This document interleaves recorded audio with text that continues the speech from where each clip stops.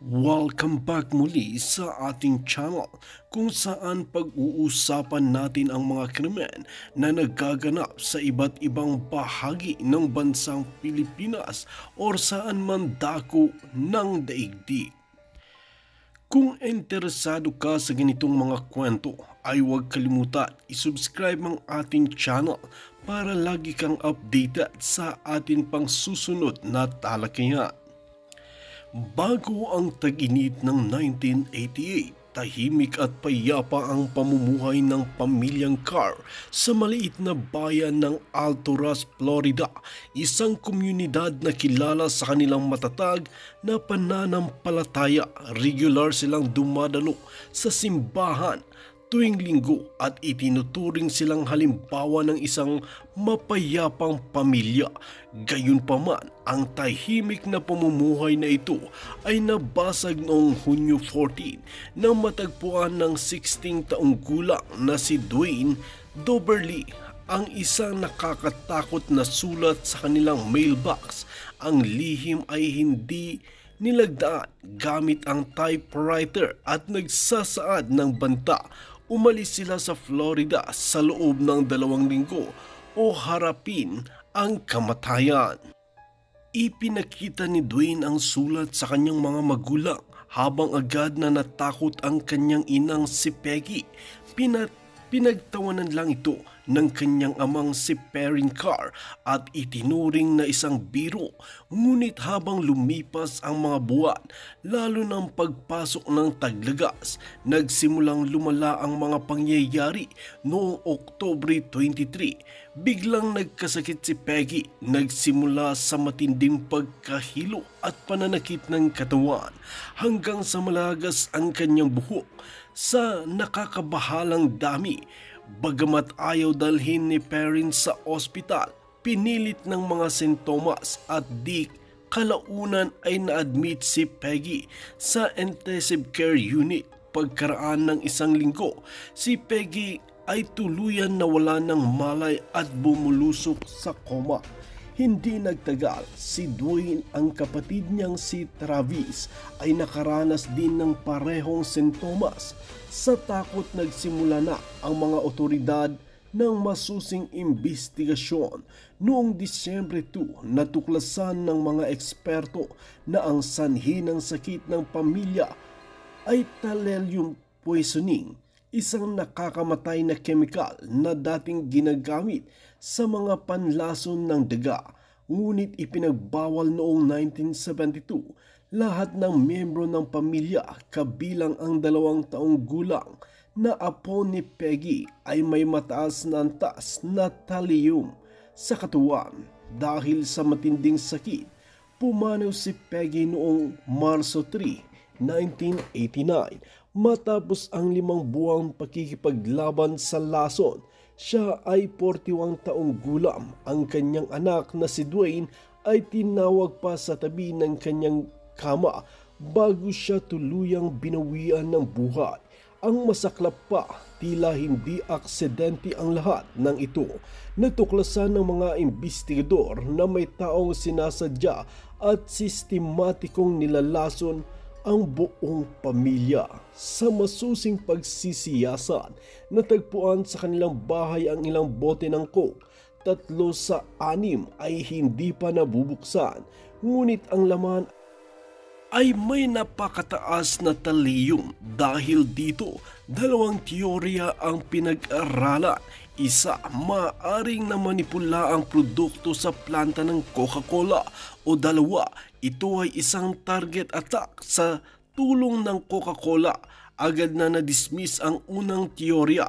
Hindi ito maaaring gawin sa mismong planta. Kaya naging malinaw, may taong may personal na motibo laban sa pamilya Carr. Isa sa pangunahing suspect ay si George Tripal, ang kapitbahay ng pamilya.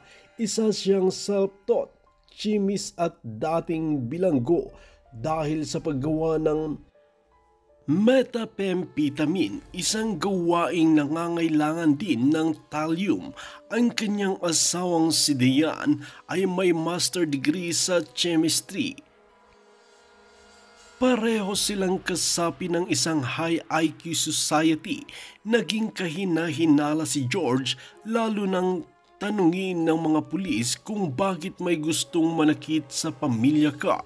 Sumagot siya ng isang bagay na eksaktong kapareho ng nakasaad sa lihim noong Hunyo 14, isang detalyeng hindi alam ng publiko.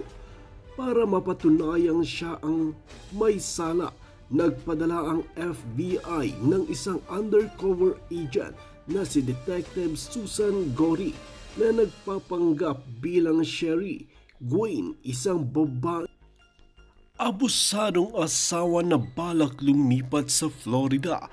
Sa loob ng ilang buwan, nakipag-ugnayan si Susan kay Tripal sa mga aktibidad ng kanilang club, sa mga tanghalian at maging sa bahay nila.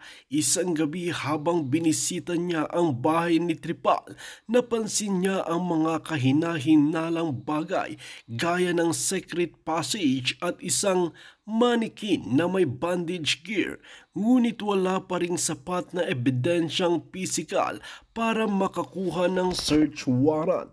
Matapos ang 8 buwang operasyon, nagkaroon ng breakthrough noong Abril 1990 nang matuklasan sa garahe ni Tripal ang isang vial ng thallium nitrate, ang eksaktong chemical na ginagamit sa paglason. Agad siyang inaresto noong Abril 5, 1990. Mas lalo pang lumala ang kaso ng salaysayin ng mga pulis ang kanyang bagong bahay at matagpuan ang isang secret torture room. May soundproof window, kama na may kahoy na restraint at pulley system. Tila bang may plano siyang bihagin si Susan kung nataklasan siyang ay undercover agent. Noong Enero 1991, sinimulan ang paglilitis kay George Tripal. Inipresenta ng prosecution ang napakaraming ebidensya, kabilang ang isang journal na may pamagat na General Guidelines to Murder na nagsasaad ng thallium bilang poison of choice, mga fingerprints sa journal at mga kasangkapan ginamit para buksan muli ang selyuhan. Ang Coke bottle, isang screwdriver na natagpuan ay eksaktong tumugma sa marka ng mga takip ng bote. Sa kabila ng matitibay na ebidensyang ito, manatiling kalmado si Tripal na tila hindi nagsisisi. Pagkatapos ng 2 buwan, paglilitis noong Marso 6, 1991, napatunayang guilty si George Tripal sa lahat ng kaso ng pagpatay at tangkang pagpatay.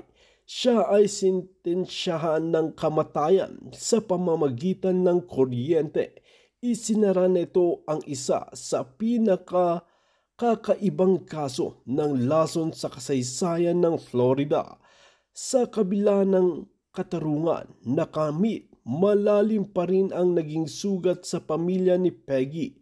Si Dwayne na 16 anyos lang noon ay dumadanas ng matinding trauma, galit at pagdadalamhati. Sa paglipas ng mga taon, unti-unti siyang bumabangon at nagsulat ng isang taus-pusong liham para sa kanyang ina, humihingi ng patawad at nangakong ayusin ang kanyang buhay. Sa huli, tinupad niya ito, nagpakasal, nagkaroon ng anak at ngayon ay isang ama na patuloy na bumabangon para sa kanyang pamilya.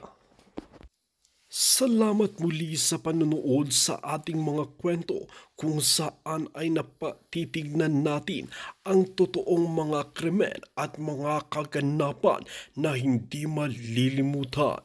Huwag kalimutan i-click ang subscribe button at notification bell para lagi kang updated sa atin pang susunod at mga bagong mga video.